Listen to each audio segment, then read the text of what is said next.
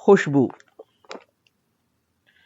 مفتی جی کو کسی بھی تقریب میں جانا ہوتا، کئی گاڑیاں لے کر ادھر انہیں لینے پہنچ جاتے صرف وہ میرے ساتھ۔ گاڑی میں بیٹھتے تو گاڑی سج جاتی۔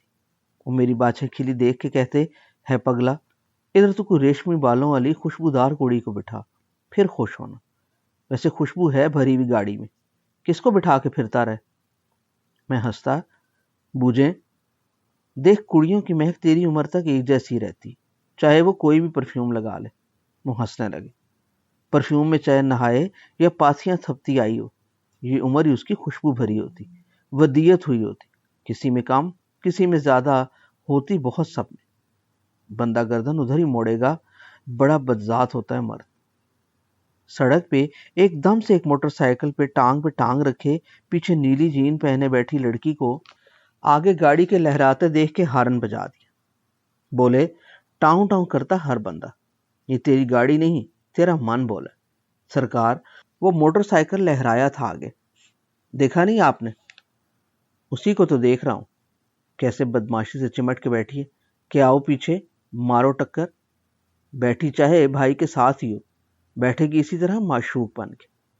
وہ کہتے ہنسنے لگے، سرکار اس کی کیا وجہ؟ بس معشوقی کی کوئی وجہ نہیں ہوتی، عمر ہوتی ہے، تیری تھوڑی ہیں، ڈھیر لگائے ہیں تو نے۔ سرکار، آپ کے حکم کی تعمیل میں چٹھیاں لکھ دیتا ہوں۔ میں نے موٹر سائیکل کو اوورٹیک کرنے کی کوشش کی تو مفتی جی بولے، اوئے رہن دے، پیچھے پیچھے چل۔ میں ہنسا، کیوں، آپ کے اندر بھی ٹاؤں ٹاؤں ہوا؟ کیوں، میرے اندر وائرنگ نہیں ہوئی ہوئی؟ ہم دونوں ہنسنے لگے۔ بولے، یہ تم لوگوں نے بوڑھوں کو گیلی ماچس سمجھا ہوا ہے، جیسے ماچس تو ہے پر پانی کی بالٹی میں گری ہوئی۔ چاند جی، گیلی تیلی بھی دھوپ سے سوکھ کے شعلہ دیتی، ذرا سی رگڑ سے۔ اگر اتنا ہی بھانبڑ ہے تو مجھے کیوں کہتے ہیں پھر؟ کیا کہ لکھ اس کڑی کو ایک خط، آج کل وہ ٹھنڈی ہوئی فریج میں لگی ہوئی، تخلیقی کام نہیں ہوتا اس سے۔ ہاں لکھ دے، تیرے 2 خطوں کی مار ہے وہ، دیکھ کیسے پھر تڑ تڑ اس کا قلم چل پڑتا۔ نہیں، میں پوچھتا ہوں یہ آپ خود کیوں نہیں لکھ دیتے خط؟ او کملے، میرے سر کے بال دیکھ چٹے، 90 سال عمر میری، میرے لکھے خط سے کڑی میں کرنٹ نہیں آنا، جھٹکا نہیں لگنا۔ تو ایک شکل سے بدماش، مونچھ مروڑ، اوپر سے جیسا خط لکھتا ہے تھا مار دیتا ہے۔ یہ والی تو تیرے 2 خطوں کی مار ہے، بس جب کہوں تو پھر رک جانا، سمجھ گئے؟ مجھے کھڑی گاڑیوں کو دھکا سٹارٹ کرنے کے لیے رکھا ہے، جب خود سواد آنے لگتا تو کہتے رک، دیکھ تیری تربیت اور طرح کی، تیری تو بریکیں ڈھیلی، یہ بچا تو اب کر بھی اوورٹیک اس کو۔ وہ بیٹھی بیٹھی موٹر سائیکل پہ بننے سونے لگی ہے، دیکھ کنکھیوں سے تجھے دیکھ بھی رہی ہے۔ یوں ہی مستی میں گپیں لگاتے میں مفتی جی کو رابطہ کی میٹنگ میں لے جاتا۔ کبھی اسلام آباد ہوٹل میں کوئی تقریب ہوتی، کبھی کسی اور جگہ، کہیں بھی جانا ہوتا مفتی جی جاتے میرے ساتھ بیٹھ کے۔ اس دن ایک نئی بیائی شاعرہ کے گھر میٹنگ تھی۔ گاڑی گھر کے باہر روکنے لگا تو مفتی جی میری طرف دائیں ہاتھ کی انگلی اٹھا کے خبردار کرتے ہوئے بولے، ایتھے مستی نہ کری، اینو وس رہن دے۔ گاڑی سے اترتے ہوئے ہنس کے بولے، ویسے اس نے وسنا نہیں، پر کڑی بہت چنگی ہے، جیڑی چنگی ہے ادھر ویکھنا نہیں، جدھر دل کرتا اپنا ادھر کہتے لکھ ایک خط۔ چلا رکی گڈی، وہ بھی منہ زبانی۔ دروازے پہ سب انتظار میں کھڑے تھے۔ وہ لپک کے آگے آئی، مفتی جی سے لپٹ گئی۔ بولے، مجھے آگے کر کے ایڈے کول نہ ڈری، اسے کڑیوں سے کوئی دلچسپی نہیں۔ وہ ہنسی، سر ہلا کے بولی، مجھے پتہ۔ واپسی پہ گاڑی میں بیگم سرفراز اقبال بھی آ کے بیٹھ گئی۔ بولی، میرا ڈرائیور پتہ نہیں کب آئے۔ مفتی جی چہک کے بولے، آئی نہ خوشبو ہون گڈی وچوں۔ بیگم سرفراز اقبال نے مفتی جی کو بیٹھے بیٹھے پیچھے سے اپنے بازوؤں میں لے لیا۔ بولی، مفتی جی چلیں پہلے میرے گھر۔ بولے، آؤں گا، اسی بدماش کے ساتھ آؤں گا، مجھے اتار کے تم عیاشی کرو دونوں، میرے کاغذ گھر بکھرے پڑے۔ ایک دن مفتی جی اپنے بکھرے کاغذوں کو سمیٹتے ہوئے بولے، یار نیم کے پتے کہیں سے مل جائیں تو بڑا فائدہ، کاغذوں کتابوں کو دیمک نہیں لگتے، ادھر کہیں دیکھیے نیم کسی کے گھر۔ مجھے ایسے ہی وہم ہوا بیگم سرفراز اقبال کے گھر اتنے سارے پودے، ایک نہ ایک نیم کا درخت بھی ہوگا ادھر۔ مفتی جی کو لیے کہیں گاڑی پہ گھوم رہا تھا، راہ میں بازار روڈ آ گیا۔ کہتے، دیکھ کتنا واحیات نام ہے، بازار روڈ۔ سرفراز اقبال کا ادھر گھر ہے نا؟ جی چلوں ادھر؟ چل، اب اس سڑک کا نام ہی بیگم سرفراز اقبال روڈ ہے۔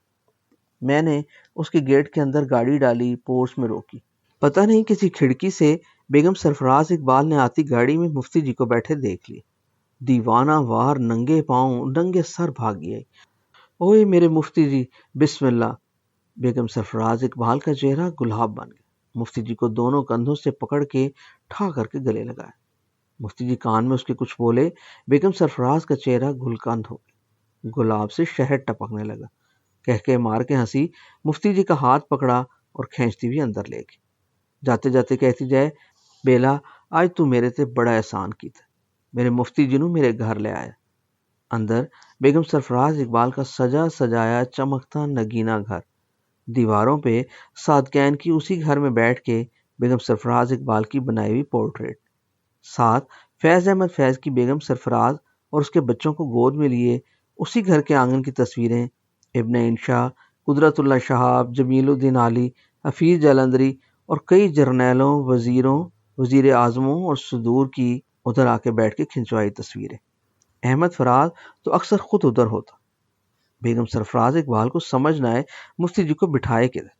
مفتی جی جاتے ہی پوچھنے لگے، وہ تیرا ولی اللہ کدھر ہے ملک اقبال؟ ملک اقبال مفتی جی کی آواز سن کے تیز تیز چلتے ہوئے مسکراتے بازو پھیلاتے آئے۔ مفتی جی نے ملک اقبال کو زور سے گلے لگایا اور اسے تھپکی دیتے ہوئے بولے، تم دونوں جنتی جوڑا ہو، تو پکا ولایت والا۔ اقبال صاحب مفتی جی کو لے کر بیٹھ گئے، مجھے ساتھ بٹھا لیے۔ میں انہیں بھائی جان ہی کہتا تھا اور بیگم سرفراز اقبال کو باجی۔ مفتی جی بیگم سرفراز اقبال سے بولے، اے صرف پورے شہر میں تیرے سوا کسی کو باجی نہیں کہتا ہے بدماش۔ نہ، میرا نکا بھائی ہے۔ بیگم سرفراز اقبال آ کے مجھے چمٹ گئی۔ اے سن، تیرے گھر نیم کا درخت ہے؟ مفتی جی پوچھنے لگے۔ نہیں مفتی جی، میں بھی یہ کہتا تھا، انی مٹھی کڑی کے گھر کڑوا پیڑ کیسے ہوگے گا؟ وہ ہنسنے لگی۔ مفتی جی بیگم سرفراز اقبال کو باداموں والی کہتے تھے، کہتے ایسی خوش باش، ادب دوست، ادب نواز، سچی، کھلے ہاتھ کی سخی عورت شہر میں دوسری نہیں۔ اشفاق احمد اور اکسی مفتی کے ساتھ ایک بار ادھر ان کے گھر کے پاس رات کو فوڈ اسٹریٹ میں کھانا کھانے آئے۔ کھانا کھا لیا، بولے چائے پیتے۔ گاڑی میں چلا رہا تھا، کہا چلوں ادھر بیگم سرفراز اقبال کے پاس لے کر؟ اشفاق احمد بولے چل۔ گاڑی اس سڑک پہ مڑ گئی۔ کہنے لگے، اللہ اسے سکھی رکھے، شہر اس کے بغیر خالی خولی پتھر کا، بہت باکمال عورت ہے، میٹھی شہد، عورتوں والی خصلت ہی نہیں، نہ حسد نہ کسی سے بیر، سب سے راضی، جب دیکھو خوش، ہنستی ہنساتی۔ دروازہ بند تھا، اللہ خیر کرے بیگم سرفراز اقبال کا دروازہ تو کھلا رہتا۔ گھنٹی بجائی، نوکر کئی دوڑے آئے، دروازہ کھولنے لگے۔ پوچھا، باجی آرام تو نہیں کر رہے؟ وہ تو امریکہ گئی ہیں مانو باجی کے پاس۔ صاحب آسٹریلیا گئے ہوئے مینا باجی کے پاس۔ اور غالب اقبال؟ وہ سویڈن میں فرسٹ سیکرٹری، بعد میں فرانس کا سفیر بنا۔ گاڑی وہیں سے موڑی۔ مجھے یاد آیا، سویڈن جاتے ہوئے غالب اقبال کے سسر ایئر چیف مارشل انور شمیم نے کہا، ایئرپورٹ جاتے ہوئے رستے میں ہمارے گھر چائے پیتے تھے۔ گاڑی میں اس وقت ملک اقبال اور بیگم سرفراز اقبال میرے ساتھ بیٹھے تھے۔ غالب اقبال اپنی بیوی بچوں کے ساتھ دوسری گاڑی میں پیچھے پیچھے آ رہا تھا۔ ایئر چیف مارشل انور شمیم کا بڑا سا محل تھا۔ ہم سب ڈرائنگ روم میں جا بیٹھے۔